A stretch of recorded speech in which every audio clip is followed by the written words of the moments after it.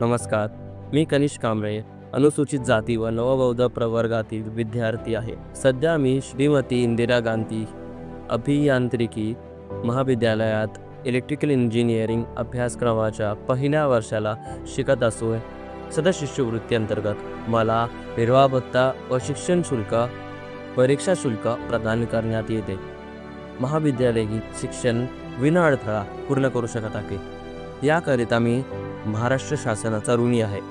माझ्यासारखेच तुम्हालाही तुमचे मॅट्रिकबद्दल उच्च शिक्षण पूर्ण करायचे असेल तर सदर शिष्यवृत्तीचा लाभ अवश्य घ्यावा.